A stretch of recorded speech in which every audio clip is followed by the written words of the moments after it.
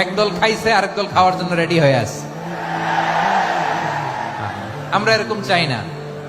আমরা চাই স্বাধীন সার্বভৌম বাংলাদেশ, আমরা চাই দুর্নীতিমুক্ত বাংলাদেশ। অনেক গ্রুপ তৈরি হয়েছে এখন, যে তারা হচ্ছে আজহারের বিরুদ্ধে, তাদেরকে মূলত এই কথাটা বলছে।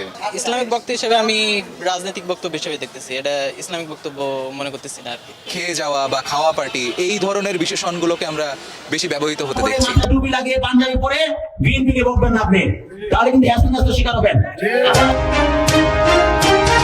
মিজানুর রহমান আজহারী হুজুরের বক্তব্যকে ঘিরে উত্তাল রাজনীতি।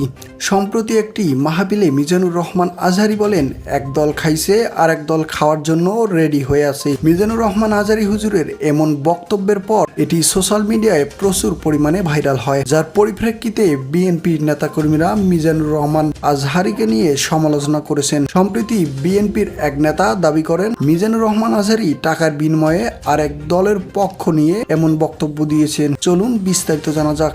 মিজানুর রহমান আজহারী তিনি টাকার বিনিময়ে তার বিভিন্ন অঞ্চলে গিয়ে তিনি ওয়াজ করেন, ভালো কথা, কিন্তু টাকার বিনিময়ে আপনি একটি দলকে কেউ প্রতিপন্ন করবেন, একটি দলের পক্ষে আপনি সাফাই গাবেন, এটা তো বাংলাদেশের মানুষ আপনার কাছ থেকে আশা করে নাই। তার একটি পত্রিকায় দেখলাম ইসলামিক দলের একজন নেতা তারা ইসলামী ব্যাংকে নাকি দখল করে নাই বলছে। ইসলামী ব্যাংক তো দখল করা ইতিমধ্যে হয়ে গেছে। আপনারা দখলের নামে আবার কোনো কিছু হলেই বিএনপি চাঁদাবাজি করছে, দখলদারি করছে।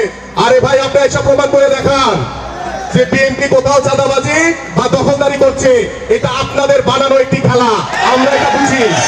আমাদের বাংলাদেশে এখন কিন্তু আওয়ামী লীগ আর নাই, সবাই বিএনপি হয়ে গেছে। বিএনপি হয়ে গেছে না সবাই?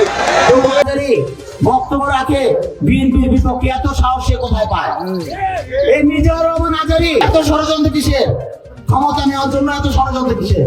ভোটে আসেন, ভোট হবে, যে জিতবে সে জিতবে, ভোটে আসেন।